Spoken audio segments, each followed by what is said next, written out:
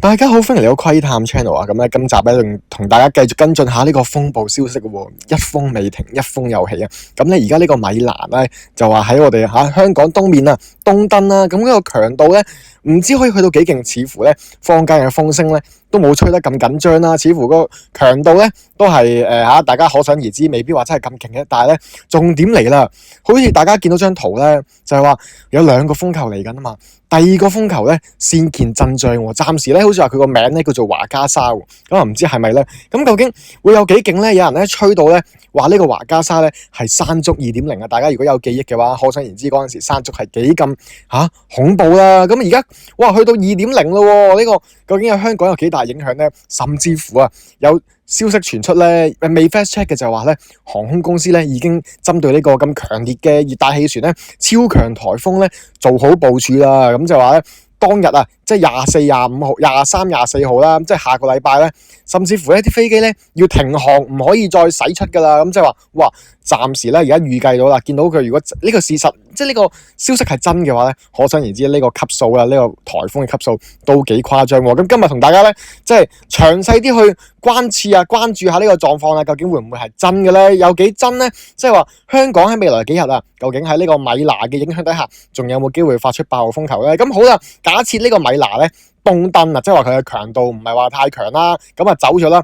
第二個風球話佢嘅強度都好犀利噶嘛，係咪？佢嘅環流等等嘅好多唔同嘅數據華加莎會唔會再有機會引起香港大規模水浸風暴潮大面積嘅停航交通癱瘓咧？今集咧同我哋即係同大家一拆解務求咧我哋未雨綢繆咁做出準備大家記得睇到最尾啦。咁如果大家中意呢條片嘅，俾個 like 啦。咁對於呢兩個風暴有咩意見究竟第二個風咧係咪真係咁強咧？好似當年山竹咁大破壞力咧？咁大家留言討論下。同埋如果行有餘力嘅話咧，大力支持小弟，撳個訂閱，撳埋個啷啷，咁就最好啦。會持續為大家跟進唔同嘅天氣狀況啦、社會嘅時事政治咁同大家傾下偈嘅。咁好啦，第一樣嘢咧就係同大家講下個熱帶氣旋米娜最新動向先啦。咁呢個風咧就似乎就唔係話而家啲預測都唔係話咁強嘅啫。咁根據天文台最新消息啦，18號嘅朝頭早咧，米娜咧仲喺南海嘅東北部啦，其實環流結構咧其實偏細嘅，咁未算一個大型嘅風暴啦，叫做咩強颱風超強颱風咁啦。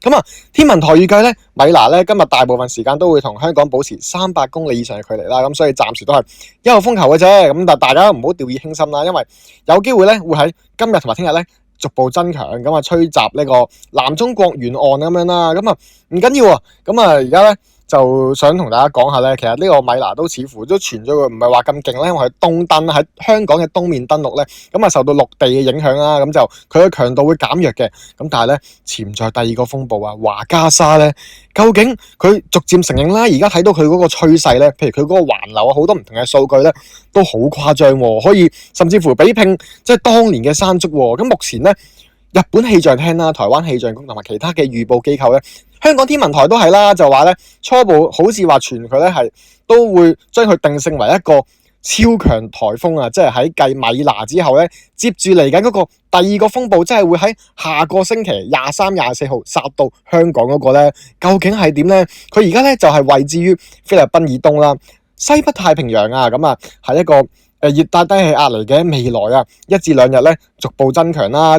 逐步接近呂宋海峽可能升格為咧熱帶風暴或者係颱風，甚至乎係強颱風嘅級數咁一旦如果佢命名咗咧，就傳話咧佢就叫做華加莎嘅。咁更加令人關注嘅係咧，咁唔同嘅模型即係預計模型都顯示咧，華加莎咧唔會經過內陸唔會經過內陸，即係代表咩各位老友記，即係話咧佢唔會減弱直接穿過呂宋海峽，即係佢嘅強度不斷喺海度咧滾雪球咁累積，直入南海北部。咁呢條路徑咧，同當年2018年山竹咧好似嘅咁水溫高，風切變低，又冇陸地干擾咧，會提供好有利嘅條件俾呢個華加莎咧快速發展成為強颱風，甚至乎更加強超強颱風嘅級別。咁日本氣象廳就預計啦，呢個華加莎嘅風暴圈可能咧擴展到去370公里嘅半徑，即係話佢嘅風場咧非常之強烈啦，強度範圍可以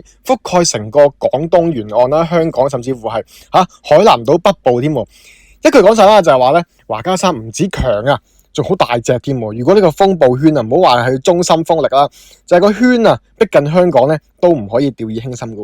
咁好啦，講到呢度啊，頭先咪同大家提過咧，話下個星期啊有機會咧，疑似咧航空公司嘅秘密消息傳出，就係話咧嗱，大家咩公司自己睇到啦，係嘛？呢度張圖就話喺23號晚咧，同埋24號全日咧，喺香港機場嘅飛機要飛走啦，全部泊喺外邊嘅地方，即係唔喺香港境內咯，避免咧啲飛機咧受到損壞。咁就原定咧喺23號至25號往返香港嘅乘客咧，要密切留意當局。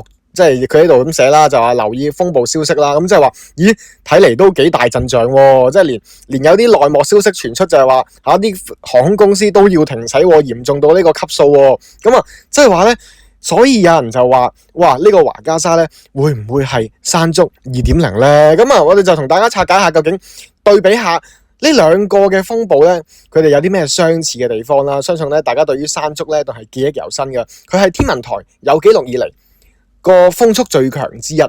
咁咧個中心氣壓咧就山竹咧就有成905每小時啊，咁樣個氣壓 HPA 啦，係嘛？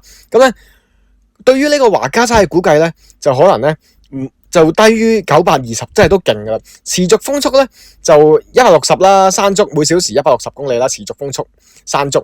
但係咧呢個華嘉莎咧就係喺風速嚟講咧都有機會去到140至160喎。咁啊陣風咧最高咧就高達去到296嘅公里每小時啦個陣風。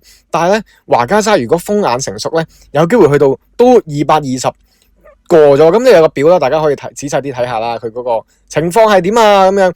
咁啊注意幾個重點啦，主要就係話咧個風速咧雖然都未及山竹啦，但係佢個暴風圈咧範圍更加廣，即係外圍雨帶更加強，有機會咧造成好多大範圍嘅破壞，例如水浸啊、噼里啪啦嘢啦。咁如果呢個風暴啊同加埋季候風個伴同效應咧，即係共伴效應啊，有機會咧令到沿岸地區更加強嘅風雨疊加效應啦。咁啊，如果香港冇即係直接係處於呢個迎面風嘅影響咧，即係話個範圍好大啦。咁所以咧呢個傳言唔係空穴來風啦，究竟要視乎咧，究竟佢個中心風力啊喺之後咧嚟緊呢幾日咧會唔會持續加強，有冇風眼啊，會唔會直破珠江口唔經過啲內陸地區，例如台灣啊或菲律賓咧，冇減弱到佢嗰個情況。咁啊，再加埋咧，如果係同埋呢個天文潮汐啊撞埋同一個時間咧，有個風暴潮加上潮汐咧，咁就瀨嘢啦，嚴重水浸啦。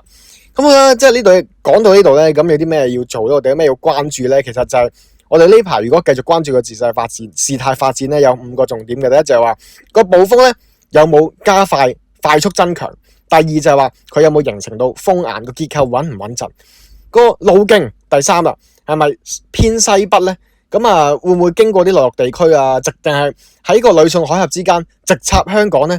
有冇經歷過香港？即係而家即係嚟緊嗰幾日咧，會唔會話風暴潮啊？個潮汐漲退係潮漲嘅咁樣咧，就令到呢個水位上升咧，更加容易啲水浸啦。